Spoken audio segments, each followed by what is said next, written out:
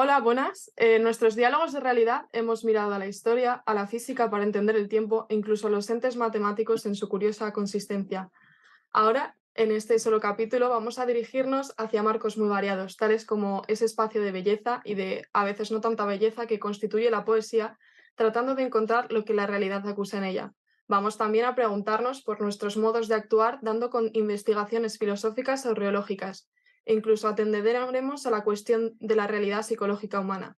¿Y con quién vamos a poder hablar de todas estas cosas? Pues con Ignacio Clavero, aquí presente. Para ello, contamos como siempre con César y con Gerardo. Hola a todos, ¿qué Un tal? saludo, Aurora. Gracias por la presentación. Vamos a presentar a Ignacio Clavero. Ignacio es graduado en Psicología, máster en Mindfulness por la Universidad de Zaragoza, investigador en Reología y también es poeta. En filosofía ha trabajado temas como el de la corporalidad, se ha preocupado por la filosofía de la psicología, la filosofía de la mente, por la vertiente práctica y social del hombre, desarrollando conceptos como el de no praxis. Ha dado unos primeros pasos hacia una reflexión conjugada de neología y meditación y ha trabajado también el problema del realismo. En poesía escribe unos poemas de gran belleza, los cuales no dejan de estar impregnados de ese fuerte carácter reflexivo que tiene Ignacio. También tienen un carácter simbólico y a veces incluso un poco enrevesados. En psicología, con frecuencia se ha posicionado a favor de una vertiente conductista, de la misma para estupor de muchos de quienes desconocemos. Ignacio, queríamos comenzar la entrevista y Sí. muchos de nosotros te hemos conocido a través del proyecto de Filosofía Fundamental y también como reólogo. Nos has comentado que actualmente te encuentras enfrascado en un proyecto psicológico propio. ¿Podrías darnos algunas pautas o algunas pistas de en qué consiste ese proyecto en el cual estás enfrascado? Hola, pues por supuesto que sí. Primero quiero agradeceros la presencia, la dedicación y el tiempo que vais a estar aquí charlando conmigo, a Aurora, a César y a Gerardo. Bueno, y saludar a los que nos puedan escuchar. Pues a ver, un poco el proyecto psicológico que estoy tratando de emprender tiene varias patas, ¿no? Una primera y más fundamental es el interés y la práctica de indagación personal. Es decir, mi propia prueba de las herramientas, ejercicios e incluso marcos teóricos de las psicologías, ¿no? Al final, en la carrera de psicología uno se va topando con una psicología que no es una, sino que son muchas, y tiene que ir tratando de hacer su propio puzzle. Entonces ahí nace esa indagación personal, bueno, la práctica de la meditación y el mindfulness desde hace unos años, y esa parte más, ya digo, vital, práctica, se topa con la filosofía, la parte filosófica, de una filosofía de la psicología. Entonces, el proyecto que trato de desarrollar es un proyecto que quiere generar una plataforma, vamos a decirlo así, una plataforma de preparación psicológica y psicoemocional para la vida. Bueno, es un poco, digamos, poner al servicio de las personas, de la población general, las herramientas que la psicología en la academia o la psicoterapia está desplegando desde hace ya bastante tiempo, ¿no?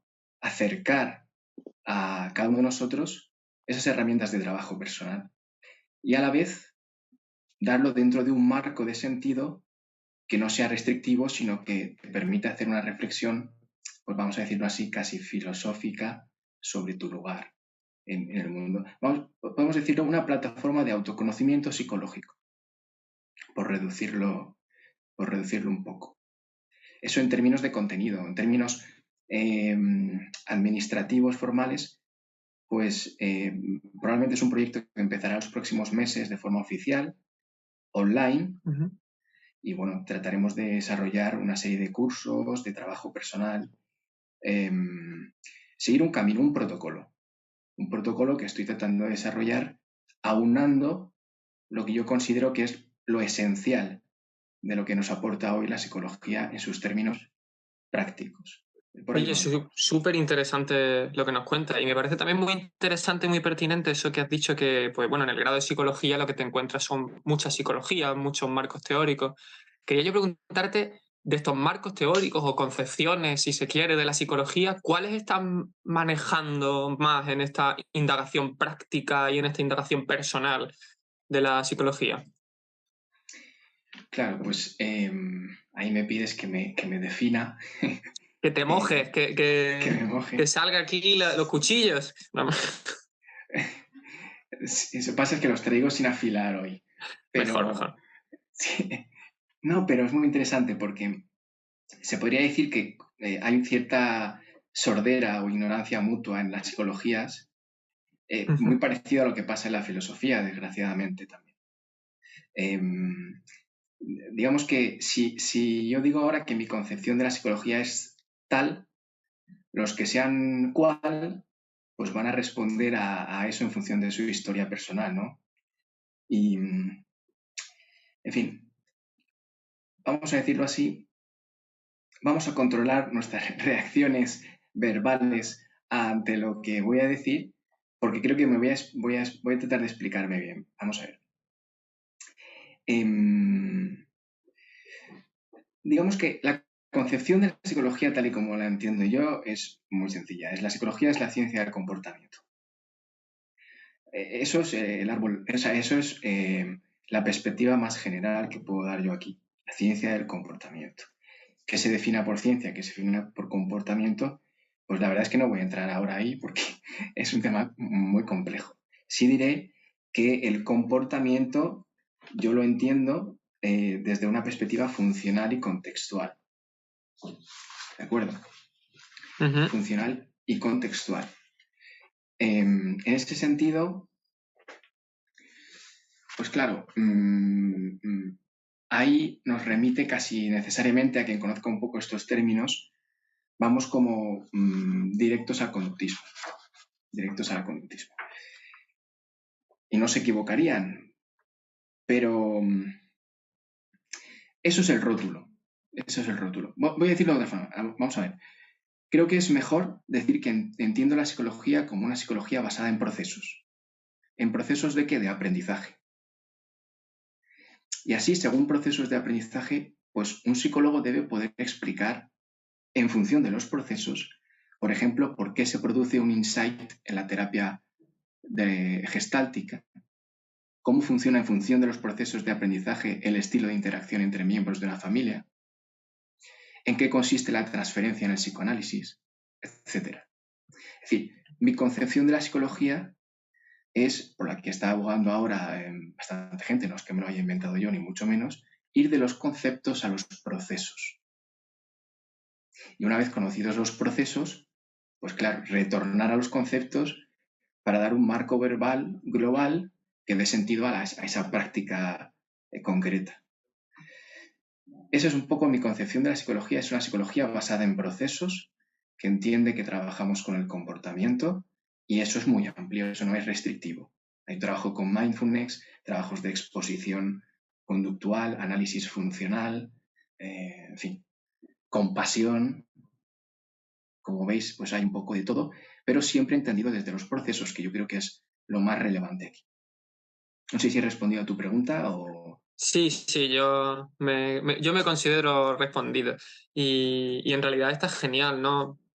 No se trata tampoco, o entiendo yo que no se trata tampoco de un eclecticismo ingenuo, sino al contrario, tomarse en serio aquello que se está estudiando y aquello que se está investigando. Aún así, sí te preguntaría, por indagar un poquito más en esta síntesis que tú consigues hacer, ¿cuál es tu motivación principal o qué motivación encuentras para llegar a esta compatibilidad, a esta conciliación?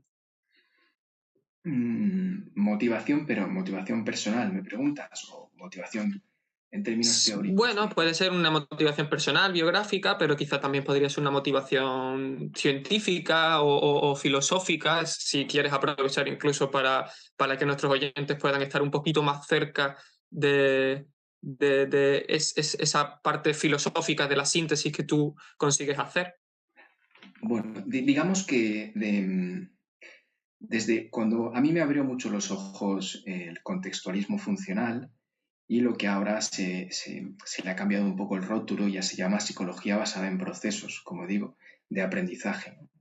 Y yo creo que una vez uno entiende en qué consiste esa psicología basada en procesos, ya no cae en ese eclecticismo ingenuo, como bien has dicho, porque no es mezclar conceptos de aquí y de allá, prácticas de aquí y de allá, sino entender cuál es el fundamento último de todos ellos, ¿no? Cuáles son los procesos constituyentes tanto de los conceptos como de las prácticas que las integran, ¿no?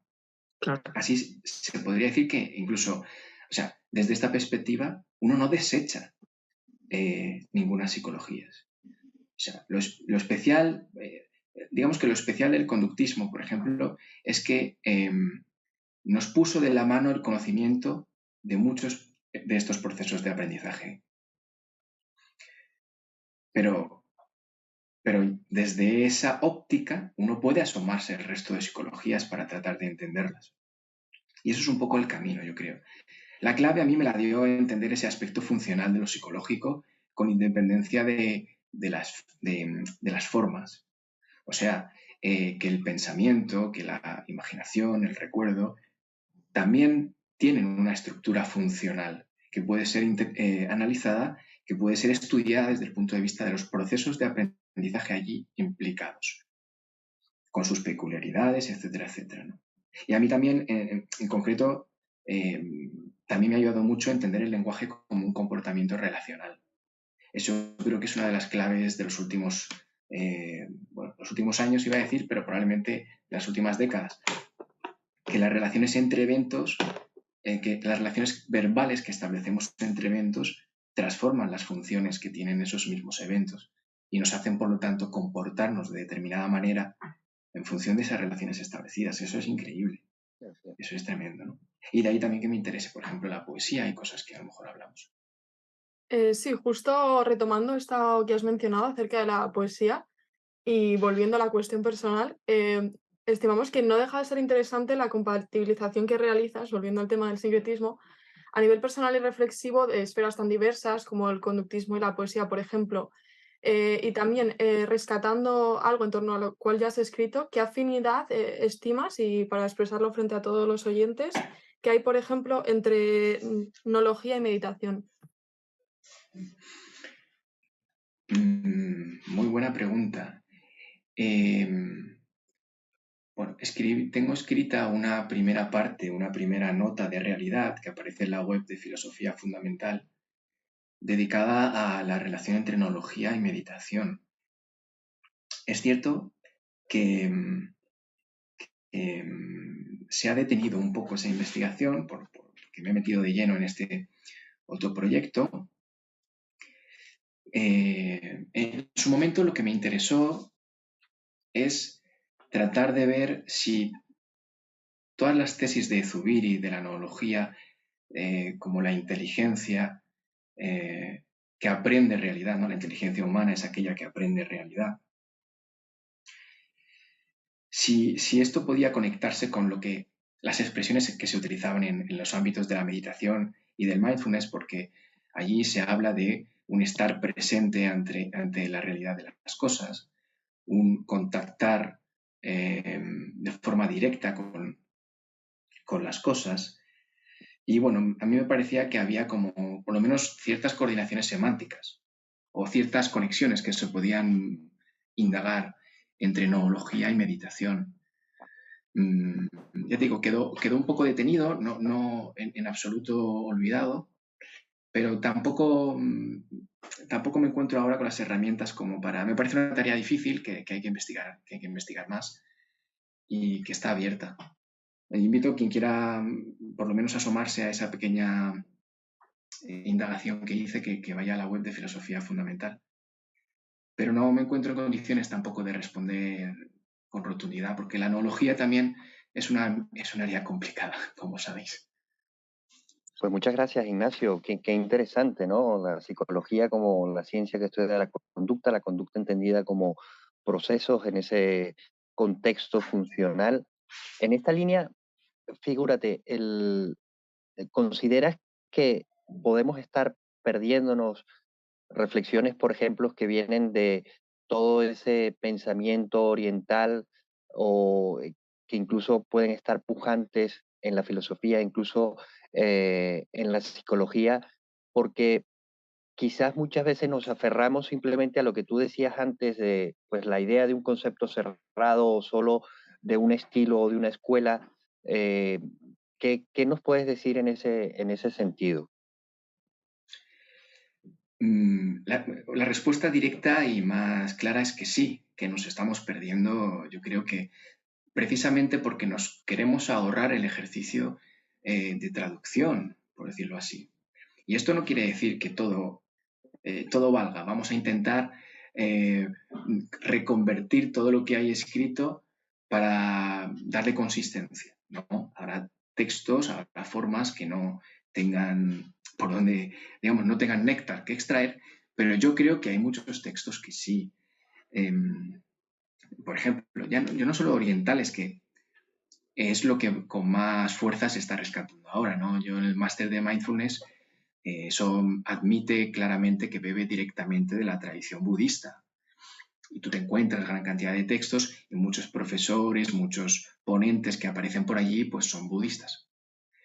Ahora, creo que de místicos, de la tradición, por ejemplo, de los padres del desierto, eh, uno puede hacer un ejercicio de traducción y ver qué procesos de aprendizaje están implicados ahí, más allá del concepto que se esté utilizando.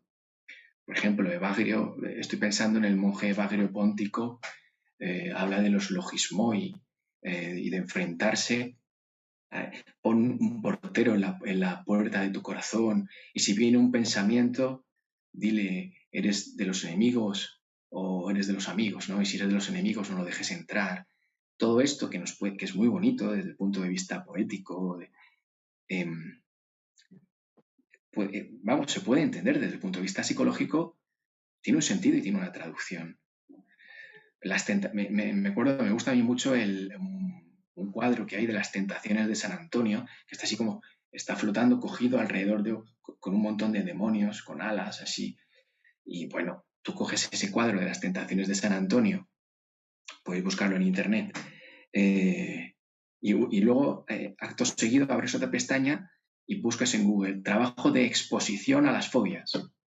Y estableces una relación, ves que puedes entender que el trabajo de aguantar las tentaciones, traducido a términos psicológicos, es un trabajo de exposición para extinguir la respuesta evitativa ante el elemento fóbico, por ejemplo. Y así. Yo sé que esto puede parecer un poco raro, pero yo sí creo que hay puentes que se pueden establecer. Sí, de alguna manera ese lenguaje quizás de esas reflexiones orientales que tienen una carga, una mayor carga simbólica, puede ser rechazado quizás por una mentalidad que está, pues no sé, como más llena de cientificismo, de positivismo. Y realmente en tu experiencia, ese valor de lo simbólico tiene incidencia o es positivo a un nivel terapéutico, un poco a la línea de lo que estabas diciendo del cuadro de las tentaciones de San Antonio. Sí, sí, yo creo que sin duda, sin duda. Hay que pensar que en las terapias llamadas terapias de tercera generación, como puede ser psicoterapia analítico-funcional, terapia de aceptación y compromiso, eh, se hace un uso constante de la metáfora. Y a la metáfora se ha entendido que es un vehículo clave para la transmisión para transformar las funciones, para permitir la flexibilidad de la respuesta, para generar nuevos comportamientos, nuevas formas de entender las relaciones, la experiencia. Se hace un uso de la metáfora constante. Entonces, yo creo que muchos de estos símbolos que están ya en nuestra tradición dados, y más sobre todo en poblaciones que todavía estén dentro de ese contexto sociocultural, como es el cristiano, por ejemplo, esto tiene directamente una transferencia importantísimo o sea, es una ayuda es una ayuda increíble, siempre apoyada sobre los procesos, ya como digo, ¿no? Digamos que sí, es eso, ¿no? O sea, la relación terapéutica, por ejemplo, es de naturaleza verbal. Lo verbal no lo es todo, pero es fundamental. Es fundamental. A través de lo verbal hacemos presente lo que no está y respondemos ante ello. Así que lo simbólico tiene, a mi parecer, esa naturaleza verbal, pero más abierta, más flexible. De alguna manera es una misma exigencia de la realidad, ¿no? De la realidad de la conducta y de esa conducta entendida como un proceso en un contexto funcional, ¿no? Exige que de alguna manera no sean conceptos cerrados, unívocos, por así decir, ¿no? Me parece. Que ¿estás de acuerdo con esto, Ignacio? Sí, completamente. Es que además, justo es lo que dices, Gerardo, que es una exigencia de la realidad. Es decir, que es frente a la rigidez psicológica, de una, digamos que tenemos cada uno de nosotros nuestros esquemas del mundo, nuestros filtros de interpretación y por desgracia, tienden a ser excesivamente coherente consigo mismo y lo que se genera es una especie de clausura. Por lo tanto, desatendemos a muchos factores de la realidad que nos pueden abrir a otros modos de hacer las cosas o a otros modos de ver y, y eso se puede hacer vía lenguaje. Eso se puede hacer vía poética, por ejemplo, vía poética. Sí, justamente en esa línea estaba pensando, ¿no? Que de alguna manera el terreno de la psicología y de la poesía pues son cercanos o podríamos decir que colindan, ¿no? En el sentido de que tú estabas diciendo ahora. Sí. También me gustaría introducir el matiz y el matiz autopsicológico, de que en mi historia personal de aprendizaje sí colindan, que en general pues no tiene por qué quizá, ¿no? Sí creo que la poesía, un poema es un producto objetivo de un comportamiento relacional que despliegan los seres humanos, ¿no? Términos psicológicos. Pero yo creo que este aspecto simbólico, poético, frente a otros tipos de lenguajes, tiene esa fortaleza de ser más flexible, más abierto, más, si se quiere, y entre comillas, arbitrario. Y entonces eso va muy en la línea de favorecer una conducta más flexible, más abierta, que responda más directamente a lo presente y menos desde estructuras rígidas de lo pasado, ¿no? Y así que yo creo que sí, que en la poesía podemos encontrar alguna vía de flexibilidad. Bueno, mi acercamiento a la psicología está impregnado de poesía, eso sin duda. Esta flexibilidad para responder a lo presente que nos cuenta, supongo que va en la línea de una filosofía siempre incardinada en una dimensión práctica, ¿no? Entonces, ¿nos dirías que toda sabiduría, en última instancia, en último término, debe preocuparse por ese vivir bien, esa dimensión práctica que, bueno, pues a veces nos aqueja como seres humanos que somos? Hombre, respondería que sí, ya directamente también. Repito que, claro, no puedo responder desde otro lugar que no sea desde mi historia de aprendizaje. Entonces, claro. Yo creo que sí, que la filosofía como sabiduría, digamos, que tiene en su centro esa dimensión práctica y vital, ética, es indispensable. Por lo menos a mí, las filosofías, sí me interesan las metafísicas abstractas, también me gustan. Me parece un momento necesario, pero yo creo que hay que retornar. Para mí el ejemplo prototípico es Spinoza. O sea, uno coge la ética de Spinoza, se llama ética, eso para empezar. La obra es ética. Y ahí pues se va desde los afectos y cómo regular el comportamiento de una forma increíblemente específica, se va desde ese punto hasta el lugar de ese organismo que se comporta, es decir, del ser humano, en el tejido total de la realidad. Ni más ni menos. O sea, tú en la ética puedes encontrar muchas secciones, capítulos enteros dedicados a qué hacer con pensamientos de odio, de amor, las reacciones negativas, cómo el cuerpo se ve afectado por tal o cual cosa y cómo responde ante eso, y te vas hasta la realidad infinita, o Dios, ¿no? Spinoza tiene esa concepción. Yo no digo que todo filósofo, cada vez que se hace una filosofía, se deba tratar de abarcar todo eso, pero que bueno, sí me parece significativo, por lo menos para mí Spinoza ha sido muy importante en ese sentido, esa religación entre lo práctico y lo teórico. Yo creo que es importante, sí. Es súper chulo eso que has contado y no he podido evitar recordar, espero no decir una barbaridad, a esto de que, bueno, pues para emprender Hegel el gran trabajo de su lógica, antes tuvo que pasar por una fenomenología del espíritu, no he podido evitar acordarme de esto que has dicho. Pero bueno, también quería traer esto de la dimensión vital y la dimensión práctica de la filosofía y de la psicología porque, bueno, era inevitable traer aquí a la conversación la noción de noopraxis. Para los oyentes que todavía no lo sepan, bueno, publicó en la revista de Filosofía Fundamental, en el número 0, un artículo Ignacio. Cito el título de memoria, primeros pasos para una indagación reológica de la psicología, más o menos es así, ¿no, Ignacio? Es así, es así. Ah, pues fenomenal.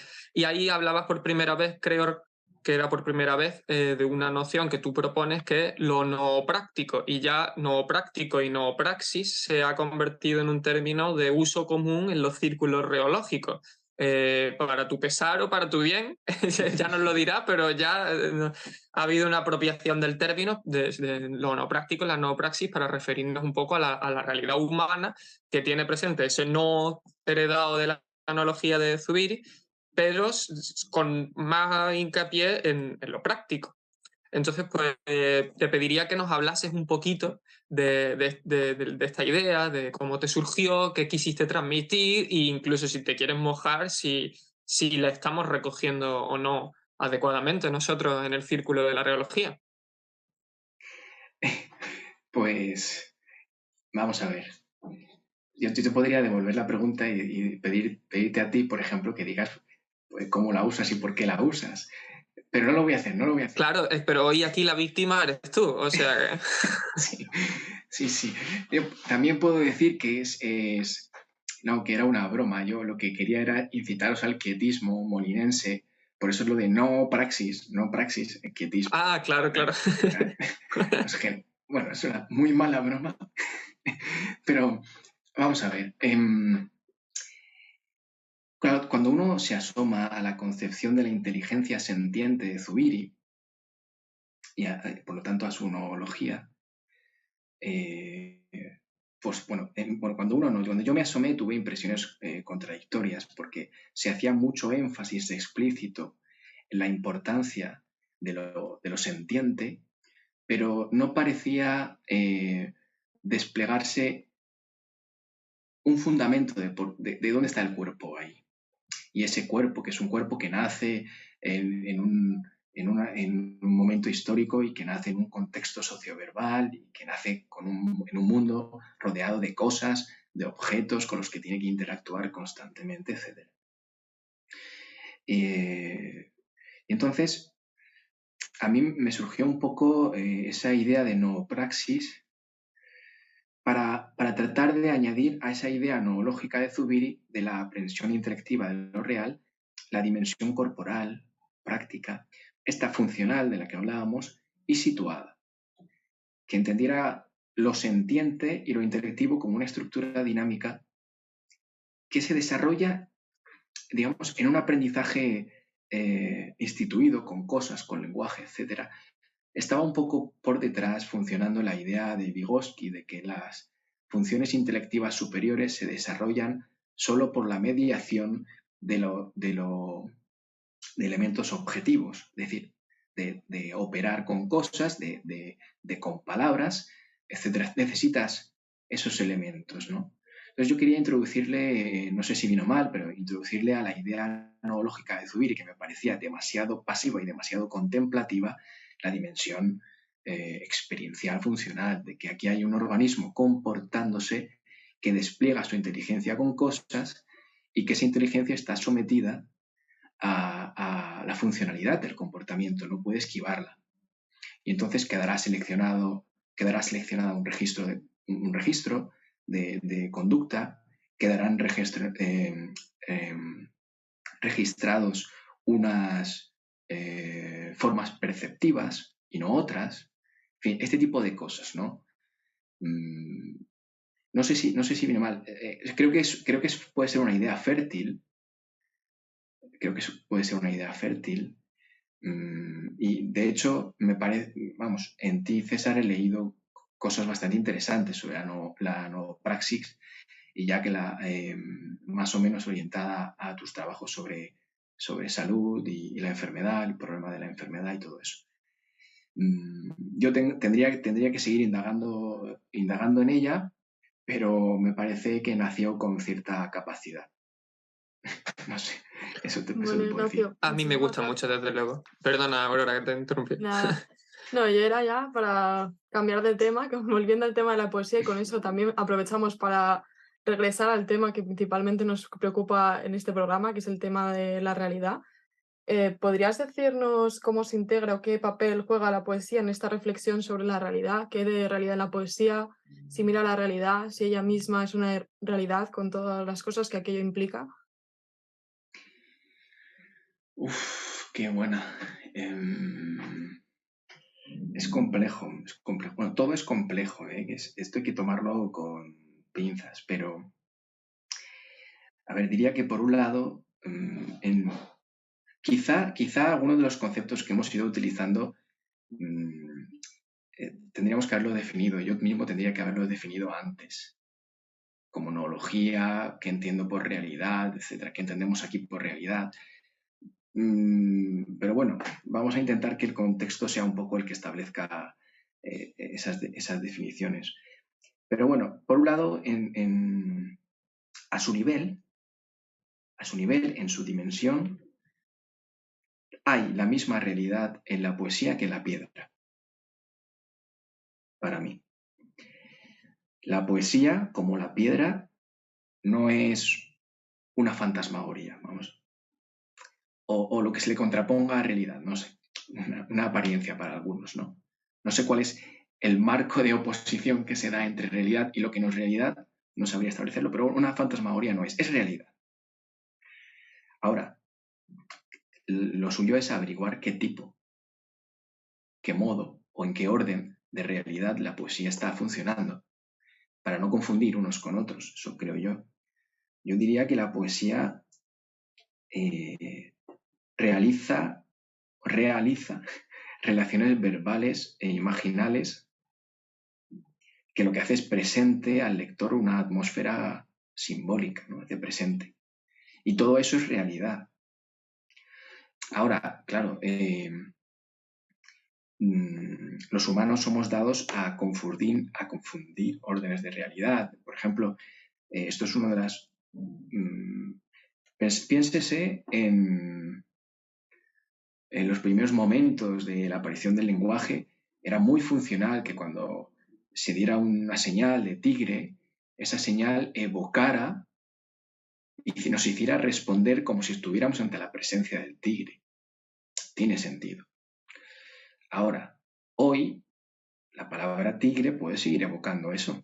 Es decir, puede seguir transformando las funciones de mi comportamiento para hacerme responder ante la palabra como si estuviera ante el evento. Tigre probablemente no en nosotros, pero bueno, cuando el ejercicio famoso del limón, ¿no? Piensa en un limón, piensa que se te incita a saborear un limón y al final acabar generando una reacción condicionada. Y todos tenemos en nuestra historia personal de aprendizaje palabras que nos pueden evocar recuerdos, situaciones, problemáticas que nos hacen revivir y reaccionar ante ello como si estuviera presente. En ese sentido, repito, la poesía tiene una realidad, pero no hay que responder ante ella como si fuera la realidad referencial evocada, por decirlo así. O sea, en la poesía hay un orden de realidad corporal,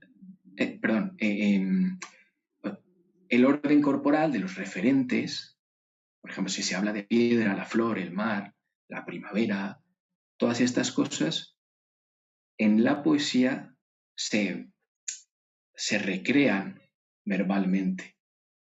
Yo iría por ahí, no sé si... O sea, lo complicado aquí y lo interesante aquí a la vez, por eso se nos amplía la realidad de los hombres, es que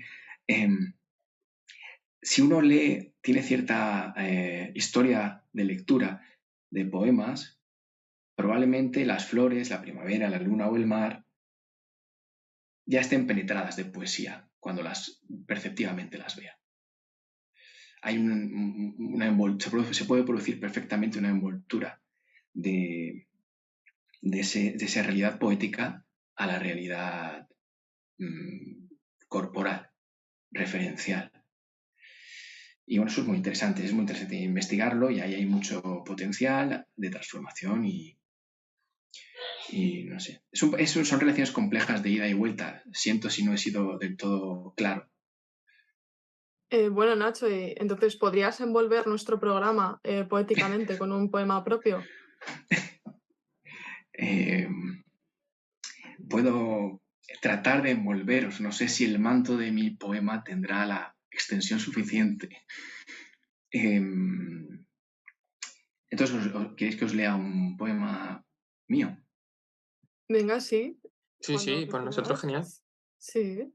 Bueno, pues os voy a leer un poema.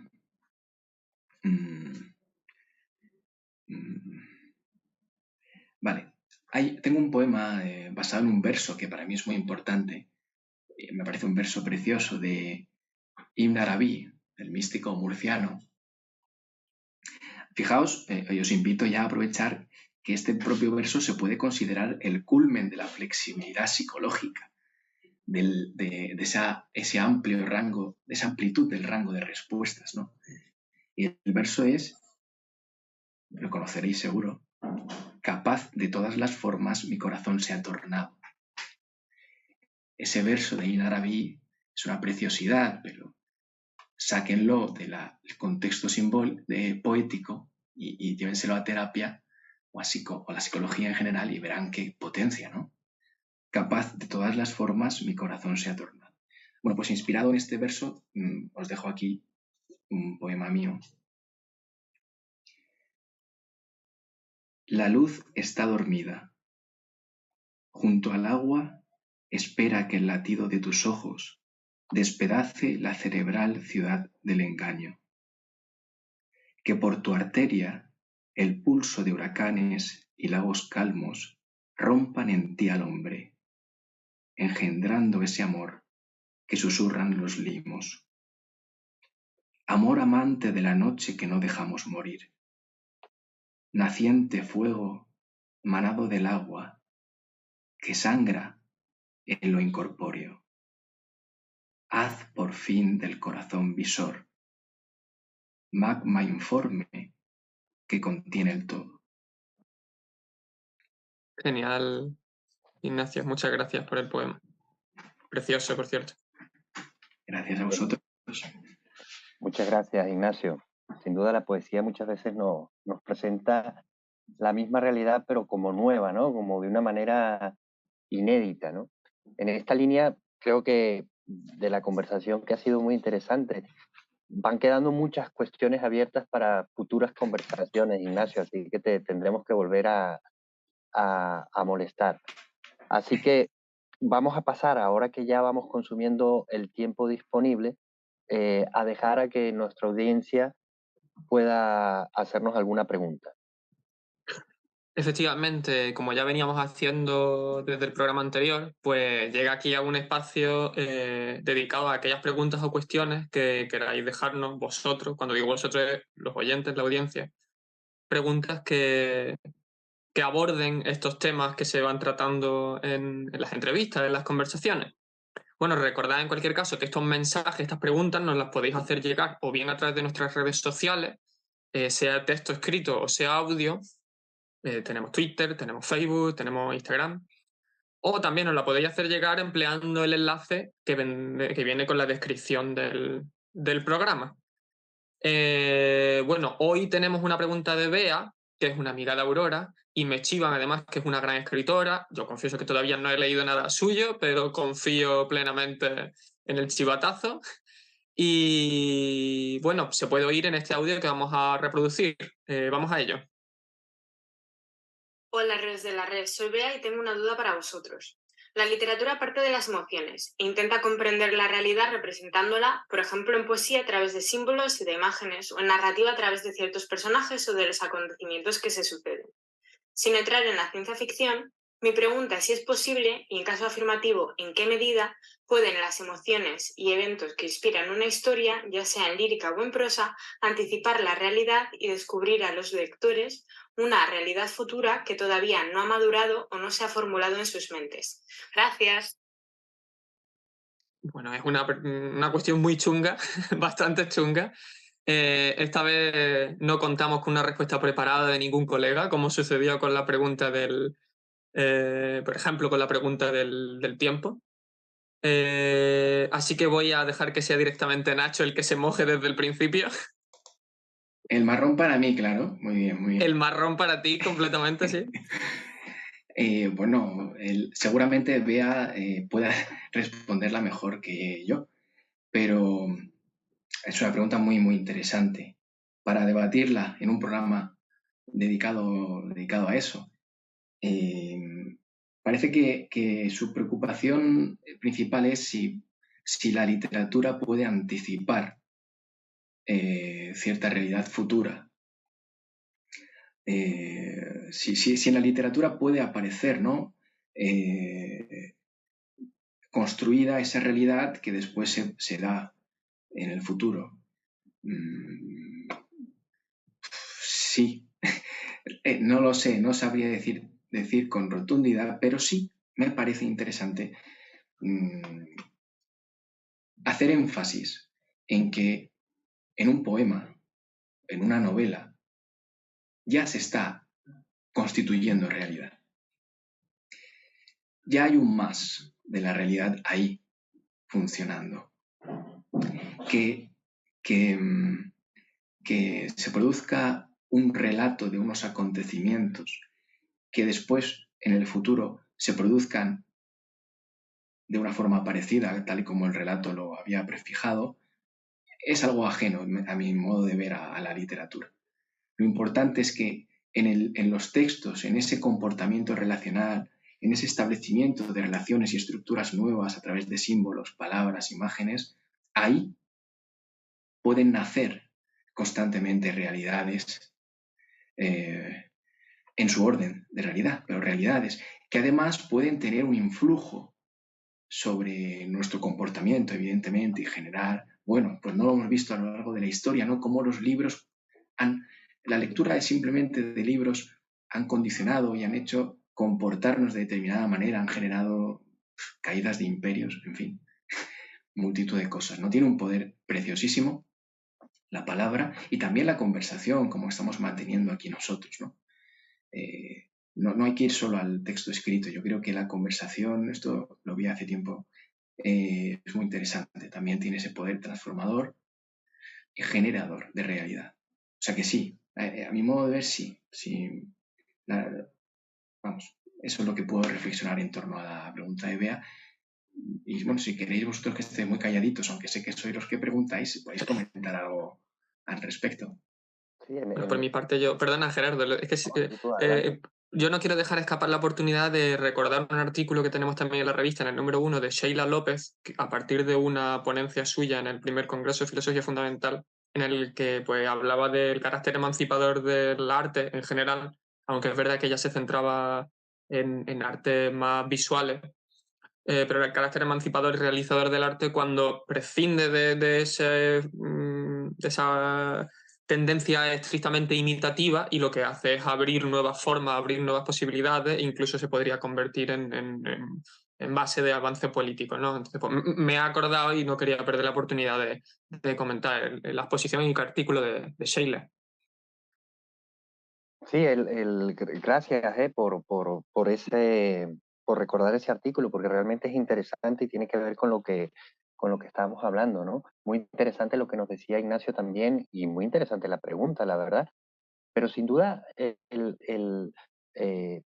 si hay una línea no solo de la Constitución estar ya constituyendo realidad, sino que incluso nuestro modo de aproximarnos a la realidad, con esa, ¿no? Ir de la mano de ese conocimiento a la praxis, pasa por la vía de la ficción. O sea, nosotros hacemos un proyecto para realizar cualquier cosa, nosotros nos imaginamos futuros escenarios y sin duda eso no da una determinación a cómo serán los eventos futuros, porque siempre la realidad es mucho más rica, pero sin duda rotula el camino por el cual nos acercamos, leemos, entendemos, vivimos, sentimos, compartimos aquello que de alguna manera pensamos que debemos afrontar o que vamos a afrontar, ¿no? Me parece que en esa línea tiene una riqueza eh, la literatura y la ficción en general, ¿no?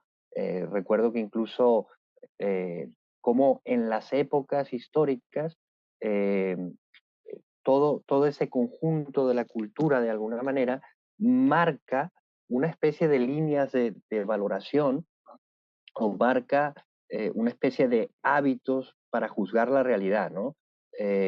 Y recuerdo algún profesor que comentaba, claro, ahora nosotros si vemos un evento extraño en la noche pensamos que es un ovni, ¿no? Pero si era en la Edad Media pensábamos que era un demonio o un evento sobrenatural, ¿no? ¿Por qué? Porque de alguna manera sí condiciona nuestra aproximación a la realidad ese juego de ficciones con el cual nos tratamos de explicar la realidad. Y siempre estamos, por eso la importancia de la novopraxis, ¿no? Siempre van de la mano o refluye la idea que tenemos y la práctica y la realidad, en ambos sentidos, tanto de la práctica en el pensamiento como del pensamiento en la práctica, y no son disociables del todo. Evidentemente, debemos separarlos para poder hacer un análisis, ¿no? Y bueno, hasta aquí que me corrijan o que completen lo que, pues esta pequeña opinión así esbozada un poco desordenadamente. Yo muy de acuerdo, Gerardo, muy de acuerdo.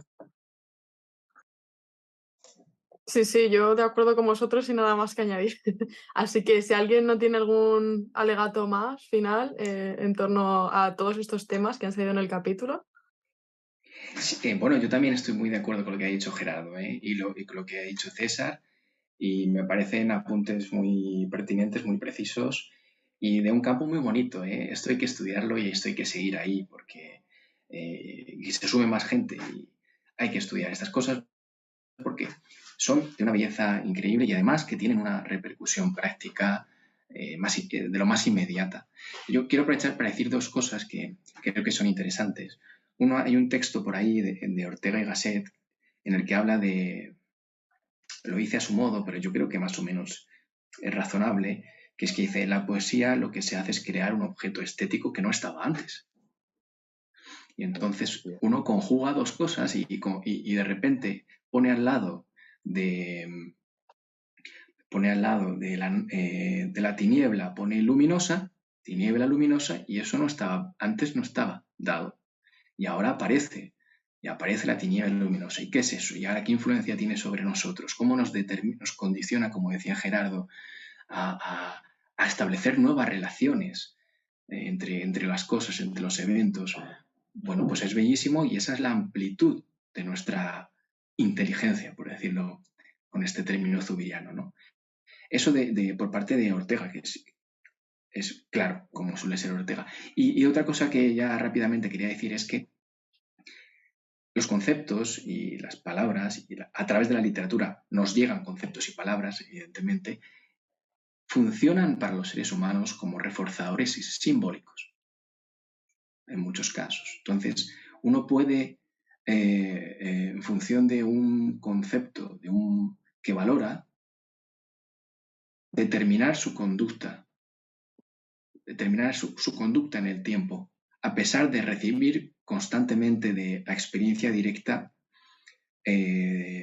procesos que le indicarían que a lo mejor tiene que modificarla o castigos, pero por el concepto reforzar simbólicamente su conducta.